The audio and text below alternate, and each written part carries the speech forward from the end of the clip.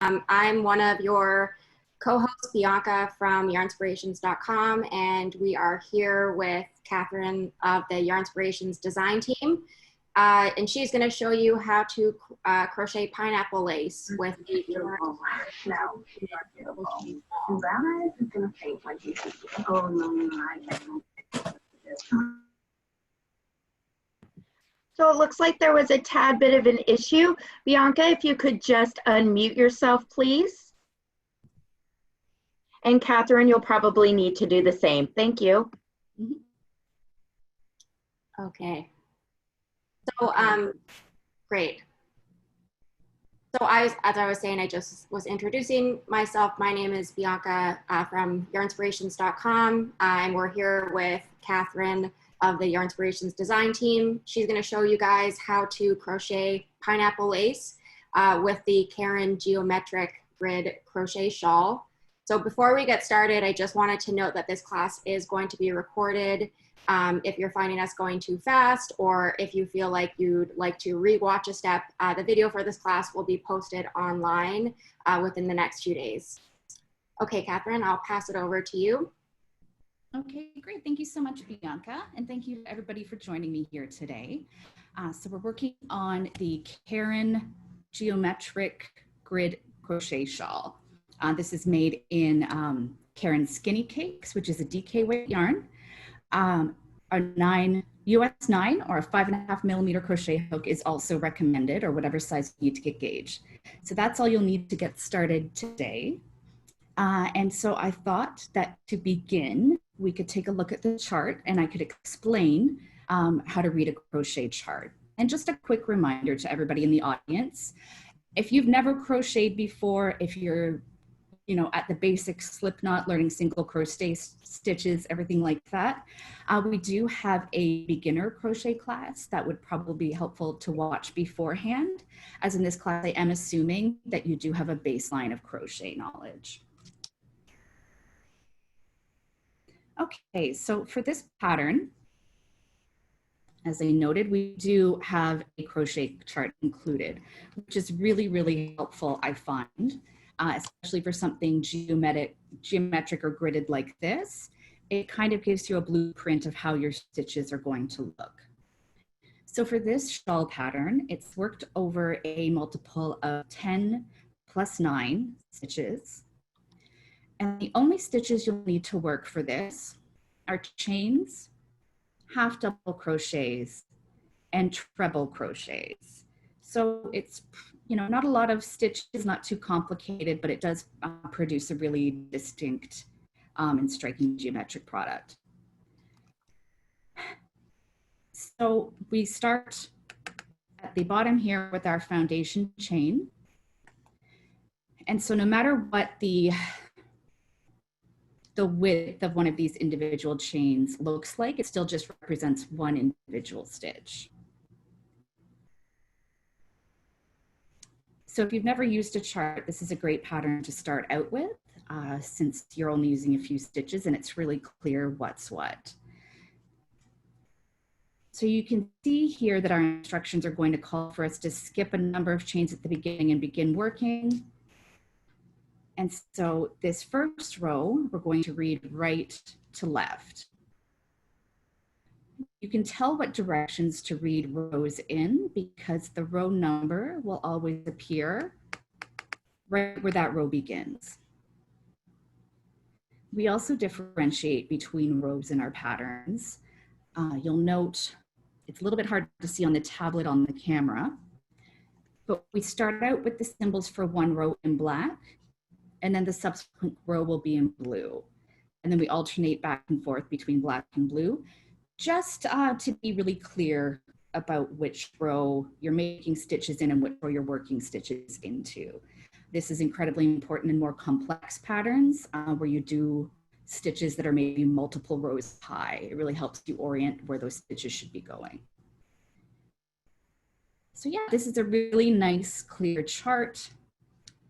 And it just walks you through really neatly your starting chain, your turning chain, your stitches, Charts also really help to eliminate any doubt as to whether or not chains count as a stitch or not in a given situation. You can see that we start here at the beginning of the second row with a chain 2, but there's also an HDC right beside that in the same stitch, indicating that those 2 starting chains don't count as a stitch, that your first real stitch is that HDC. Okay, so if you have any questions about reading charts along the way, do let me know. While I get started though, I will be referring to the text of the pattern. So you'll note here too that this does call for a starting chain of 189 stitches worked loosely. What I would normally do if I were working all 189 of those chains is I would grab locking stitch markers and I'd mark off maybe every 30 chains, just so that I'm not perpetually recounting. It's nice to have a little bit of a benchmark so you know that every marker you hit, okay, that's 30. I don't have to keep a running total in my head. But we try to include in patterns like this, where we're working over a certain multiple of chains, we try to include the multiple we're working over. So if you take a look at our pattern and think, okay, great, but I know a 55-inch shawl is too short for me, I'm tall, say, you can easily add on to that repeat by adding an extra multiple of 10 plus 9. So it does make our patterns a little bit customizable, which is great. So I'm going to start, as I noted, with a much shorter starting chain. I think I'm going to start by chaining 29.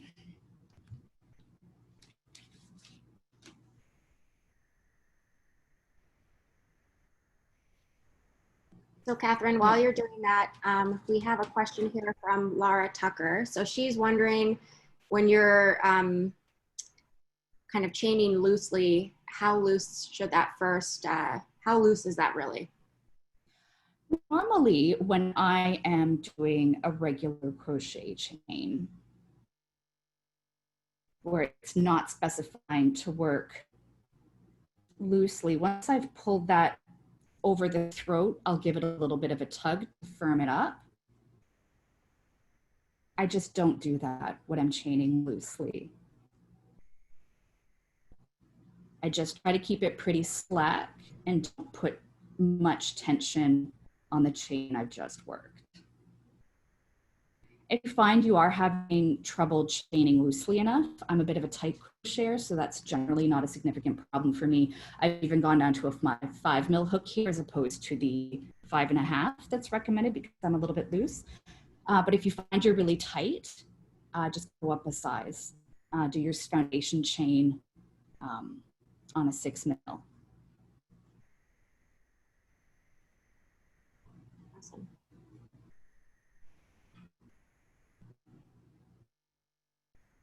Seven, 8, 9, 10, 11, 12, 13, 15, 19, 20.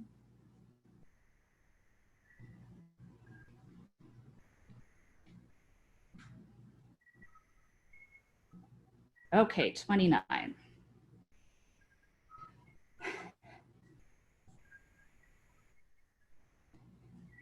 As you crochet more as well, you get used to what your starting chain should look like if it's being worked tight or loose. What I normally do if I see that I've worked my foundation chain too loosely and I'm worried that my first row is maybe going to look a little sloppy, I've maybe already done a chain of 100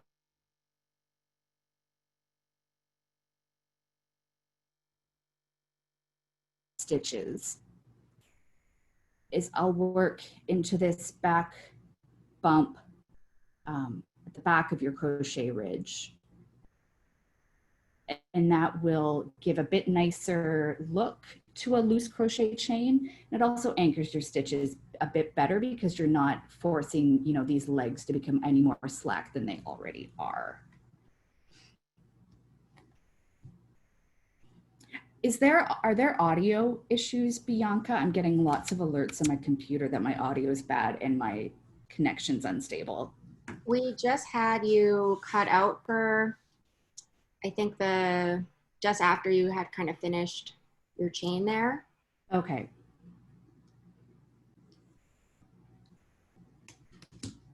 Okay, just let me know if you can't hear me, Bianca, just let me know. I'll keep going. So anyway, as I said, I did my starting chain of 29. Again, I'm working on a multiple of 10 plus 9 here. I've worked it pretty loosely. And as I noted earlier, I don't know if I cut out, but if you're worried about not being able to do a loose starting chain, just go up a hook size. If you work a starting chain that you feel is maybe too loose, but you don't want to redo, work into the back bumps rather than the legs of the stitches. So now that I've got my multiple of 10 chains plus 9, I'm going to do 1 half double crochet in the 10th chain from hook, and that's going to count as a treble crochet as well as a chain 3 space.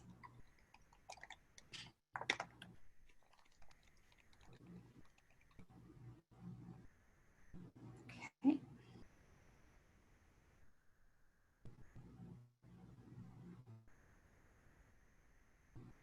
I find too that it can sometimes be a little bit of a trick to keep your tension really neat when you're working into a starting chain that far away. So I try to make sure that it's not too slack. Since I'm already leaving 10 chains unworked, I don't want that to be any looser than it already is. So now I've done that first HDC, which counts as a treble and H chain 3. I'm going to do HDCs in the next 6 stitches. Yes, I started with a chain of 29.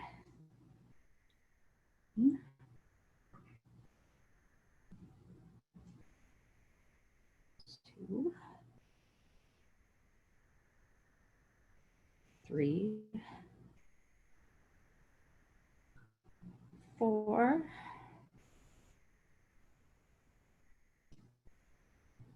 5, 6.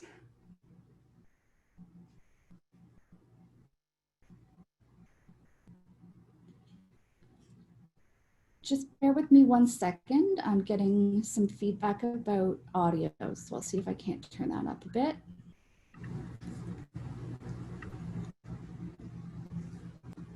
Okay. So I've got my first 7 stitches here. I've done a total of 7 half double crochet. And now I'm going to do a chain of 6.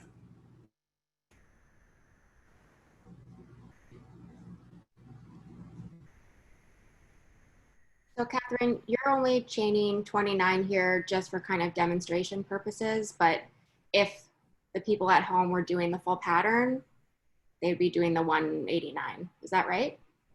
Yes, that's exactly correct. If I were to do a starting chain of 189 right now, you'd just be watching me count stitches for the next hour.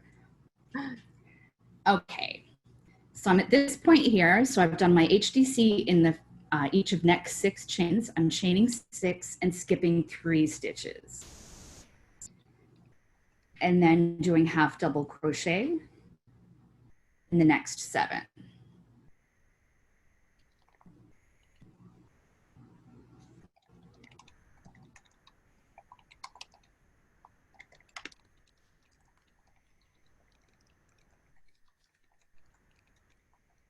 Three,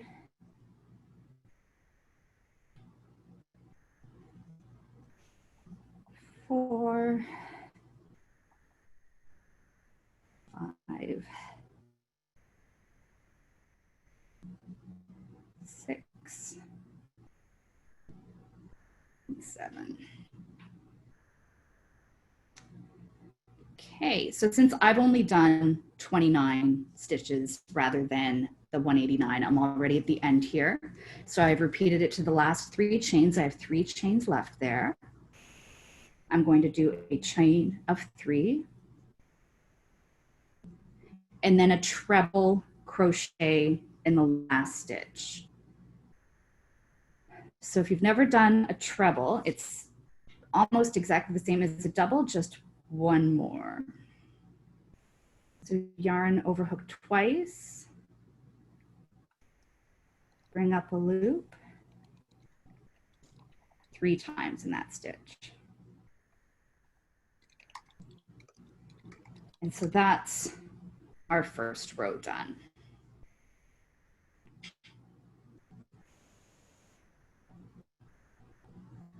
So now to get onto my second, I'll chain 2.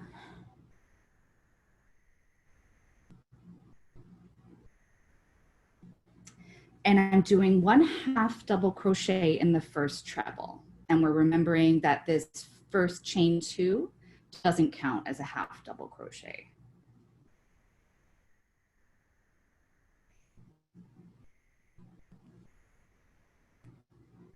And chaining 4, 4, skipping the next 1/2 double crochet and working 1 into each of the next 5. There's my first, I'll skip that one.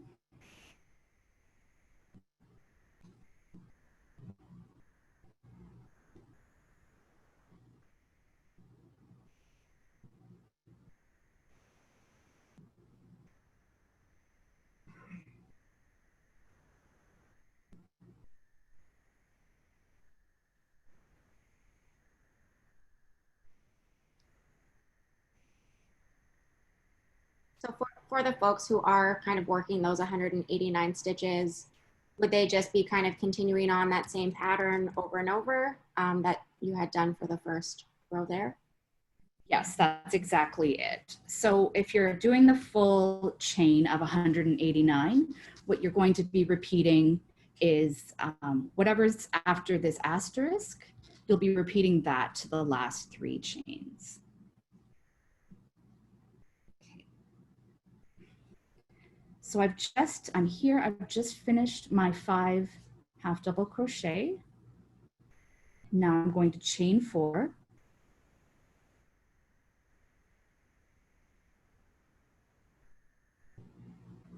Skipping the next 1/2 double crochet and working 1/2 double crochet into this chain 6 space.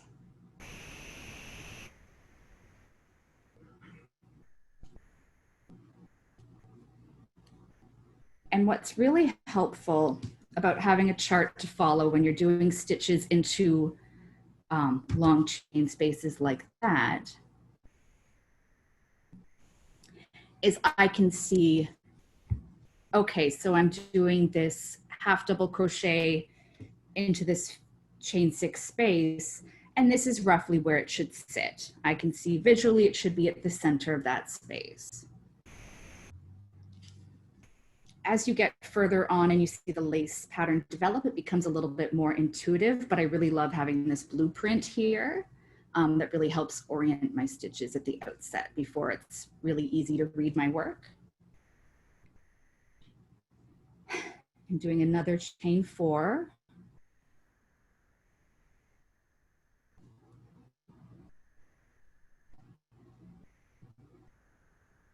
And skipping the next HDC because now I'm at the back to this asterisk.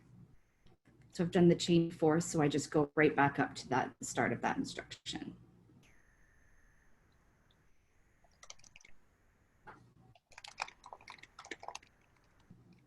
Same thing again, doing 5 HDC in each of the next 5 stitches.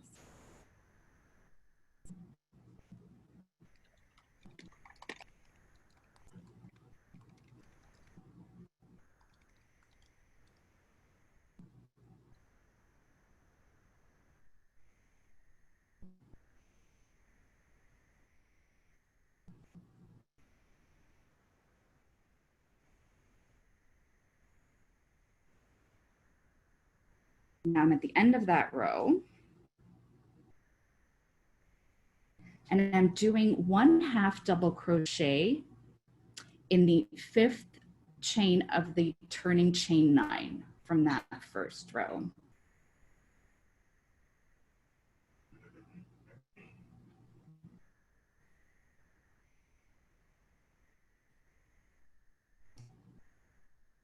So I'm done the 2nd row.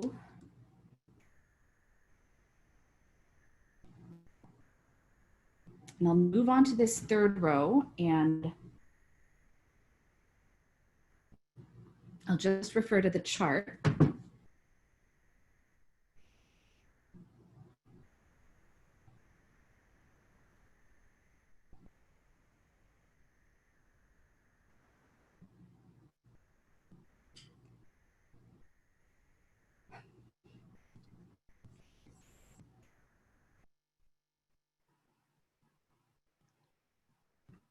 Okay, sorry about that.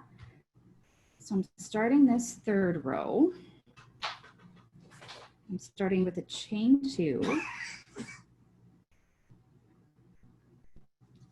And I can see here that I'm working 1/2 double crochet into the 1/2 double crochet I just worked in the previous row, and then another one in the beginning of that chain 4 space.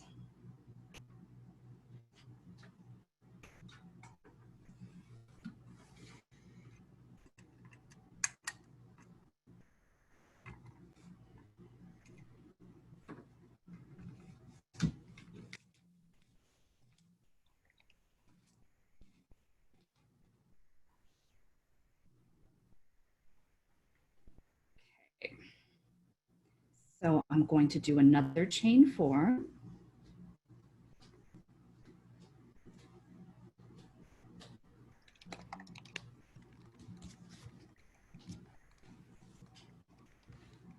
And I can see that as I'm progressing,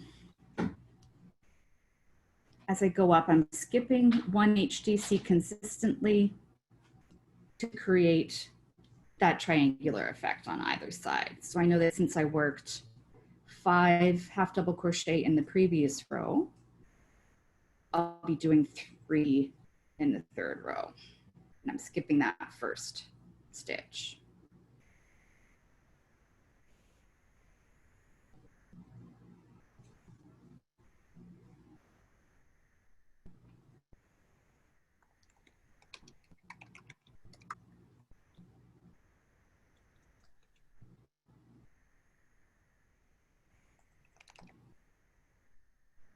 Then working another chain 4.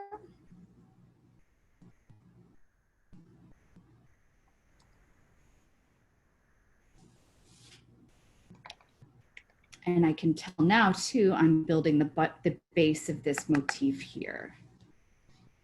So as I decrease the number of 1/2 double crochets I work on this side, I'm increasing them in that motif. I hope the brightness is a little bit better. I did have my partner bring another lamp nearby, so hopefully that helps. My apologies.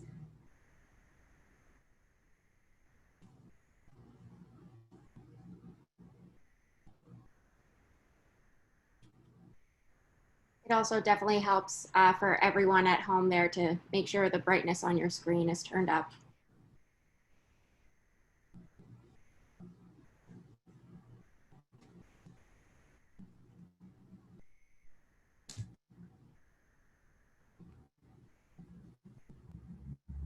Now that I've worked these 3, I'm doing another chain of 4. 3, 4. Skipping the first HDC, working into the 2nd.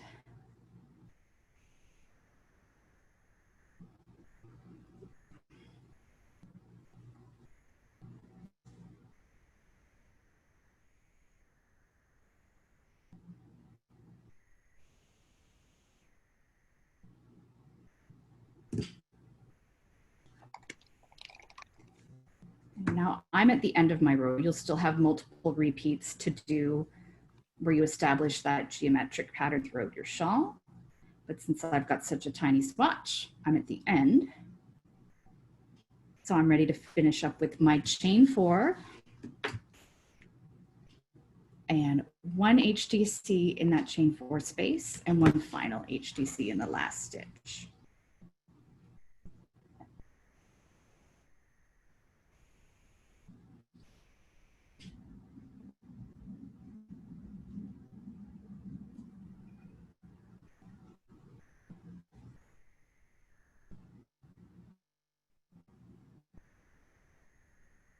LJ says things are looking pretty already. Oh, that's wonderful to hear. Yeah, this is a really fun lace pattern, especially for a newer lace crocheter, as it is really intuitive and it takes shape quickly so you can tell how to read your fabric. Okay, so now I'm going to start on the 4th row.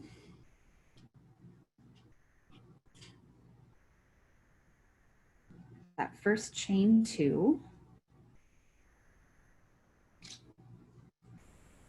Working an HDC into each of these first 2 and then 1 into the chain 4 space.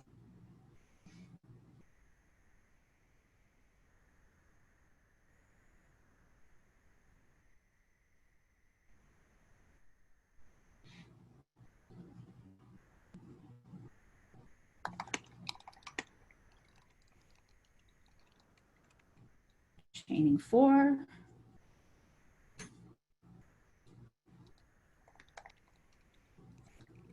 And then just working an HDC right into this center stitch, kind of finishing off the top of this motif here.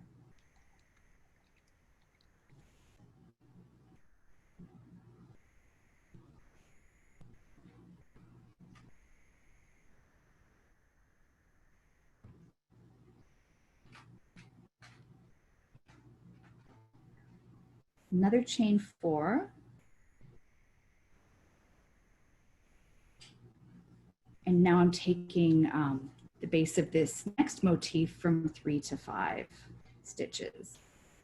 So working 1/2 double crochet into the chain space, 1 into each of the next 3 stitches,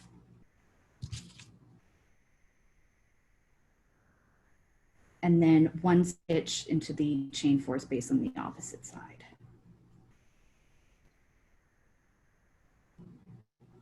So Helen is wondering if you're crocheting in your back loop only. I'm not, no.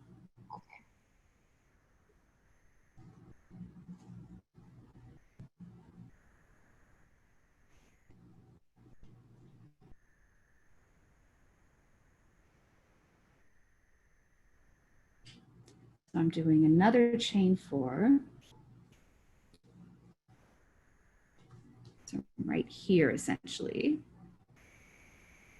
And I'm going to do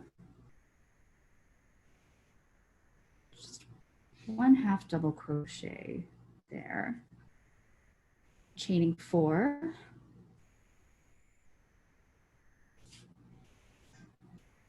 And working 3 half double crochet to finish the row, 1 in the chain 4 space and 1 in each of the last 2 stitches.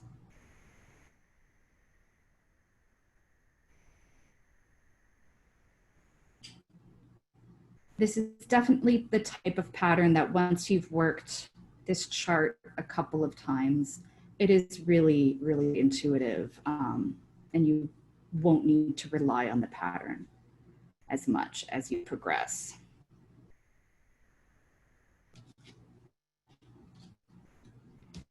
Okay, so I'm just going to start the 5th row. If there are any questions, don't hesitate to let me know.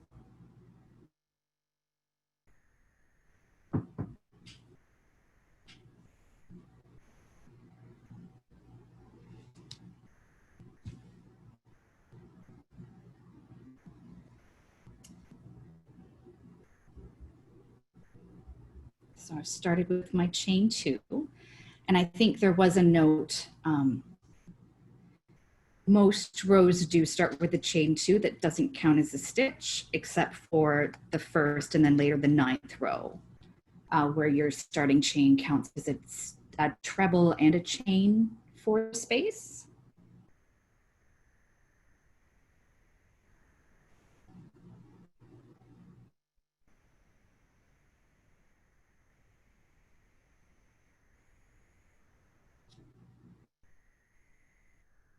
Starting the 5th row.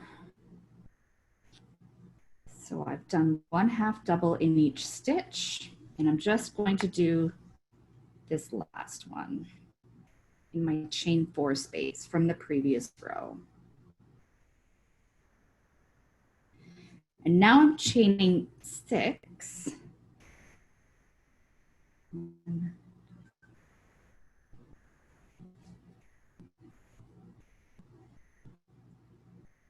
And I wouldn't, when I'm doing the long chain spaces in this pattern, especially the chain 6s, I definitely wouldn't go loose like you did with your starting chain.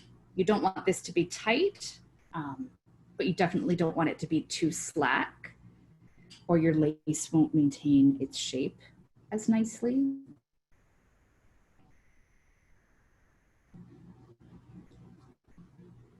So now that I've done that chain 6, I'm working on the center of this motif in the 5th row. So I'll be working 1/2 double crochet in each of these 5, and then 1/2 double crochet on the spaces if on either side.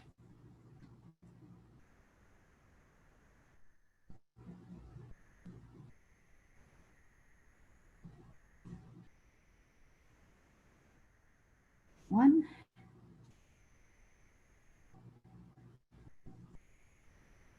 3, 4, 5, 6,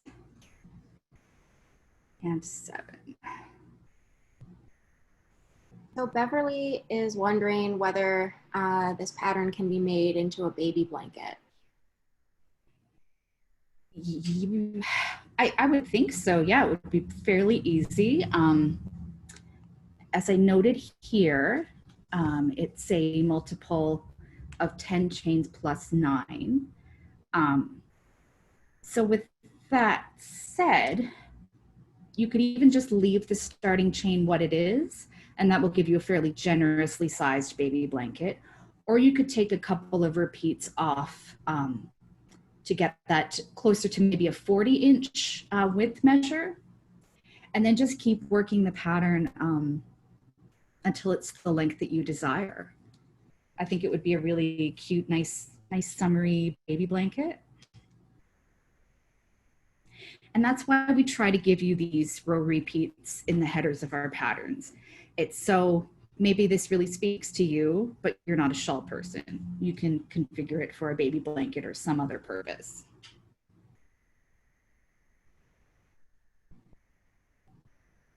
Okay.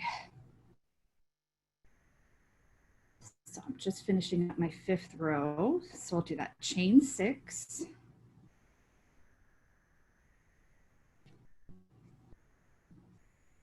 We just have some questions around whether you're chaining into the chain space or into the stitch below.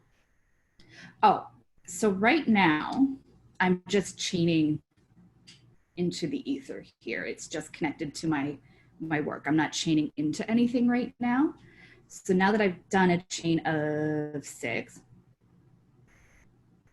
that's going to get kind of anchored here when I start working that 1/2 double crochet. So I find that stitch after doing a long chain, it can be a little tricky to get the tension right. So I definitely try to kind of pinch that together where I want that first stitch after a long chain to go, just to be sure that I haven't added any additional slack to the pattern. So now it gets a little bit easier once I've done this first HDC there and this chain is kind of anchored in place. And that chain really gets fixed into place more securely in the 6th row, where I'm going to be working at 1/2 double crochet right into the middle of it.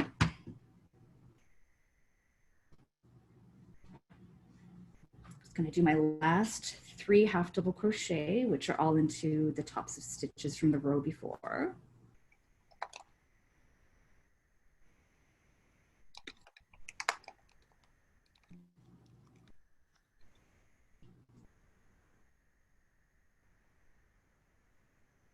Okay, so now I'm ready to start the 6th row here. As you can see though, you can see it really starting to shape up and the geometric patterns emerging.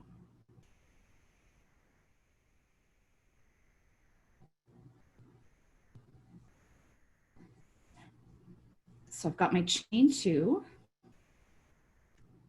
and I'm working 3 half double crochet, 1 into each of the first 3 stitches.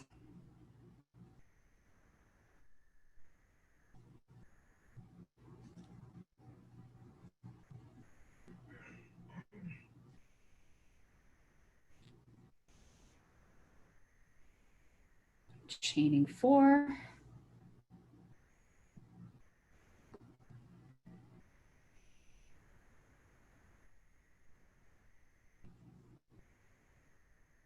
And now I'm doing a half double crochet into this long chain 6 space.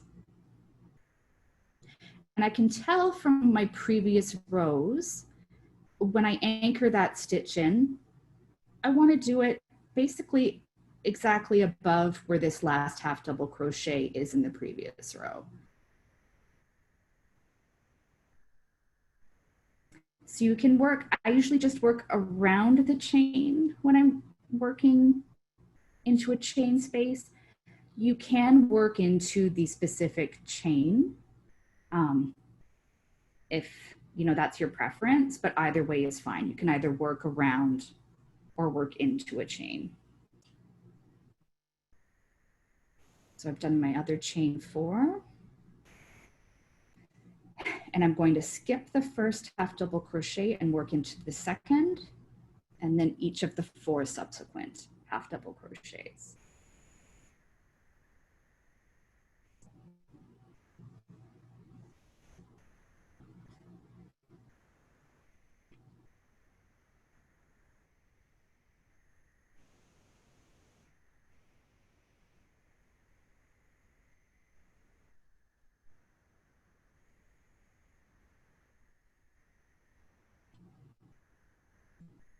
Chaining 4 again.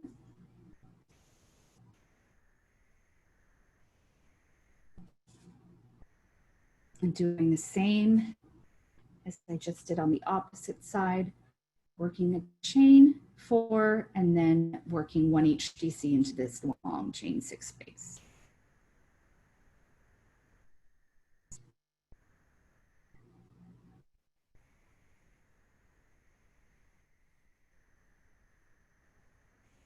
One of the reasons I personally, when I'm doing work into chains, I work around rather than into a specific chain.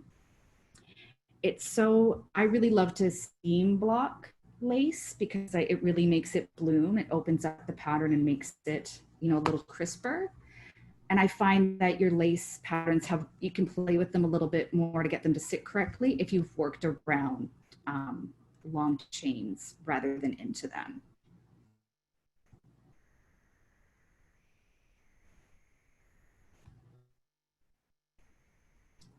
Okay, and so I'm going to finish the 6th row here.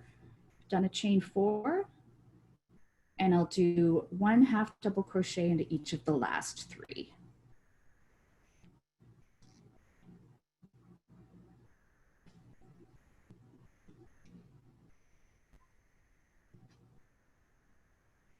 Okay.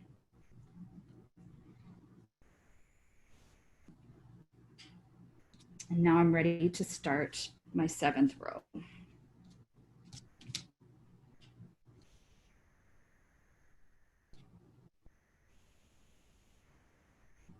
Starting out with 2 half double crochet, 1 in each of the first 2 stitches, chaining 4,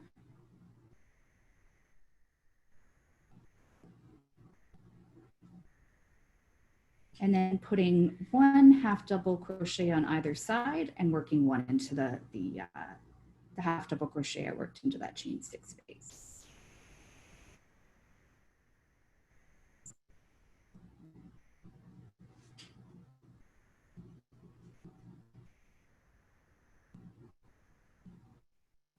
So at this point, I can kind of see the pattern emerging, which is great because it makes it, as I've mentioned before, more intuitive, and it makes it really easy to flag if you've made any mistakes.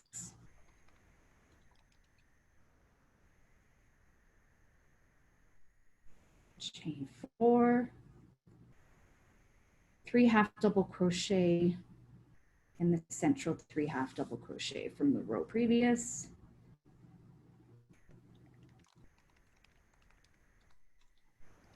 One.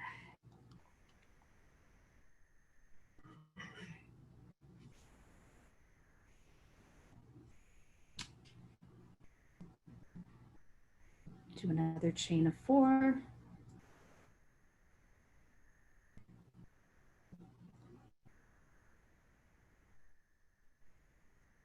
Working 1 half double crochet into the chain space, 1 into the existing half,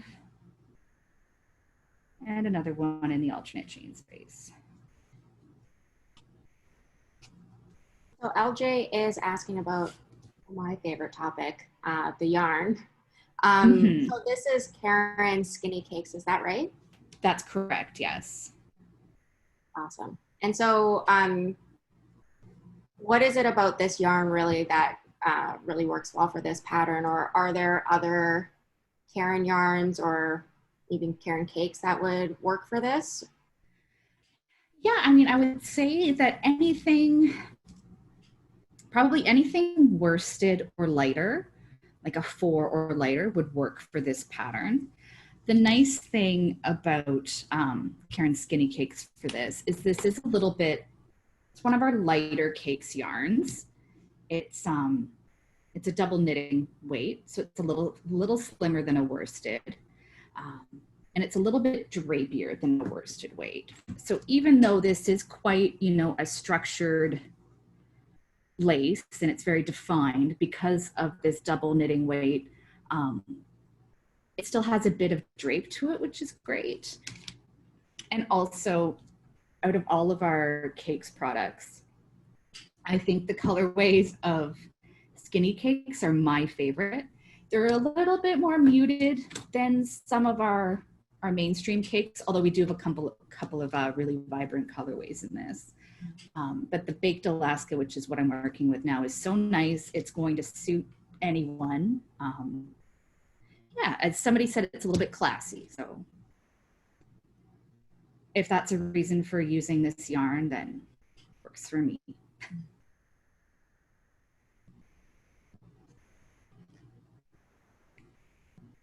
I'm always curious to know, though, let us know in the comment what your favorite Caron Cakes product is.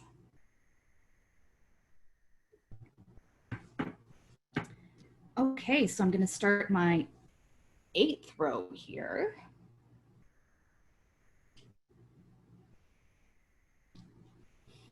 So I've done my turning chain already, and I'll do 1 half double crochet, chain 4.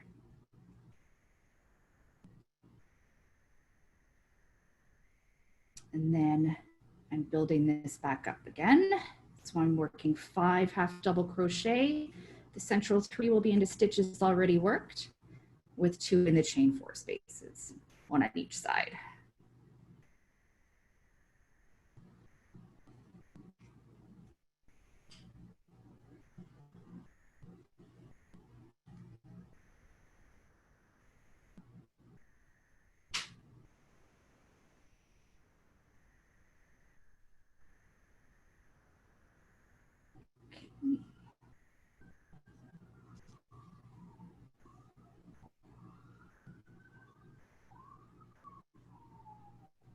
I missed a stitch. I was too excited by all the latte cakes love I'm seeing in the comments that I didn't pay attention to where I was stitching.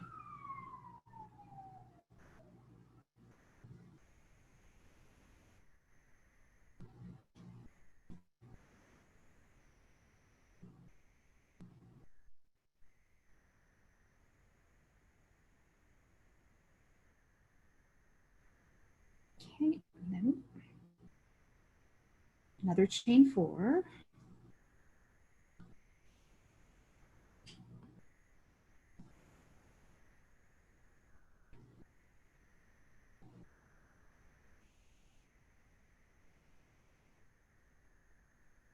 And then finishing off the top of this motif with 1/2 double crochet.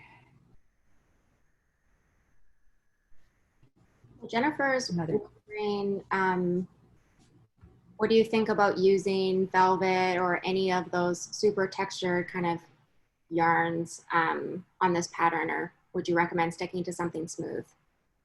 I would stick to something smooth for this.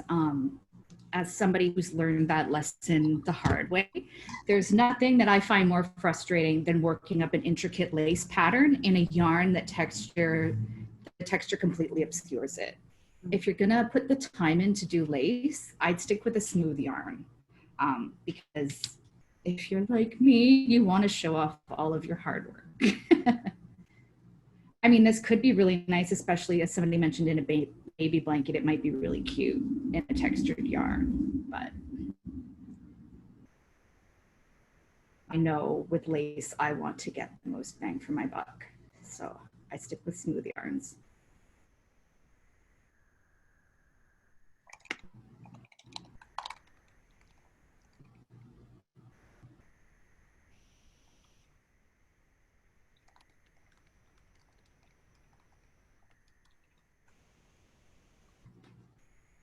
Two, 3, 4. I'm just gonna do that last 1/2 double crochet.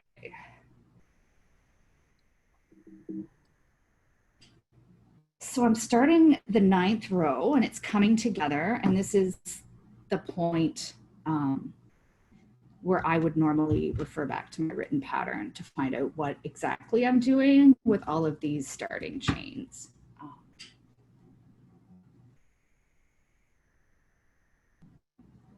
I saw a question about my favorite topic, but I didn't see the entirety of it, about blocking. Yes. About blocking, so Jennifer's just wondering if you, because you did mention you like to steam block your lace work. Yes. So for this, you're recommending steam over full soak. Jennifer says, I know with acrylic, you need to kill the fiber to block.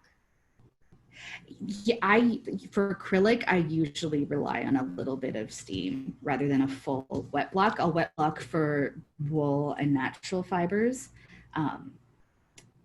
But what I will normally do is I'll still pin block it. Like I'll steam it a bit, pin block it, steam it again, and then leave it for a while. And I assume it's baked into place by the time it's done. But I find wet blocking acrylic isn't quite as effective as steam. Okay, and we have, so this discussion has prompted just some questions about what blocking is. Do you have a quick kind of overview of, I generally don't block the stuff I work on, so maybe you can educate me as well. Yeah, so blocking is like one of the most important tools in my knitting and crochet arsenal. You essentially, you'll damp down the project or you'll steam it. I know in some of our patterns, we recommend covering it with like a damp cloth and leaving it overnight. But what blocking really does, it allows you to get your stitches to kind of lie exactly how you want them to by using steam or water and allowing them to dry. Yeah, there are lots of great tutorials online about wet and steam blocking, but basically it's just kind of a finishing touch you do to your work to make your stitches look really good. It's especially great for lace because a bit of wet blocking or steam blocking will really make your pattern bloom. Like it'll open it up and it gives a bit of definition to your stitches. So if you've never blocked before, I definitely recommend trying it. Again, it's one of my most important tools. There's such a difference between my work before and after blocking, especially if you're doing anything lace or color work. It's just going to make your your stitches more uniform.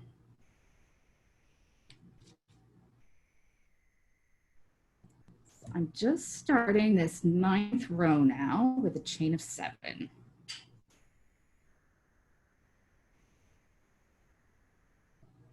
Seven. And I'll do 1 HDC in the next chain 4 space. And so at this point, after this 9th row, I've worked through basically the entire lace repeat.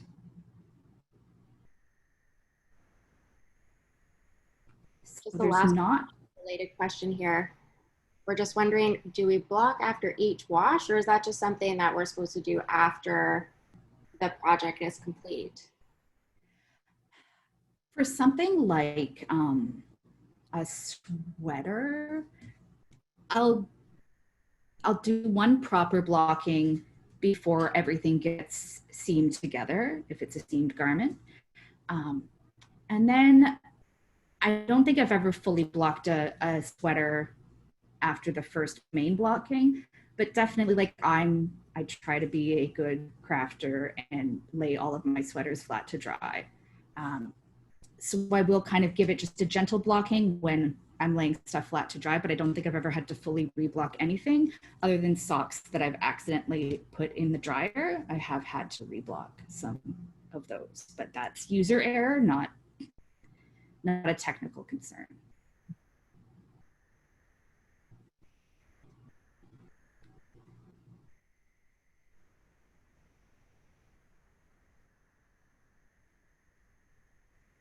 Doing another long chain stitch, 6 chains.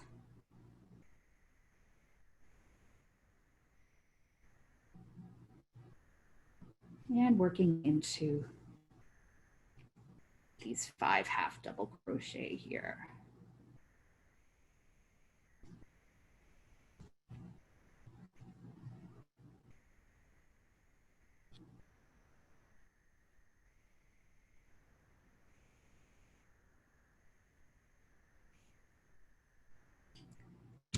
Now that I'm at the end of the row, I'll finish just with 3 chain.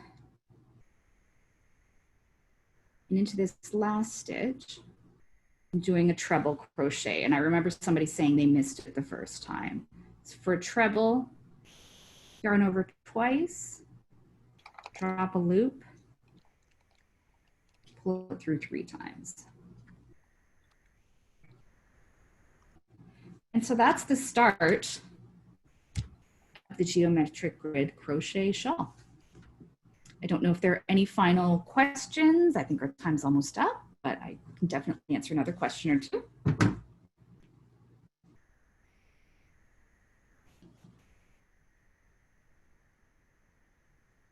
Dory's just mentioning that it would be great to have a class on blocking. Absolutely. Yes. Yeah. That's a really great idea, and that's maybe something we could do going forward.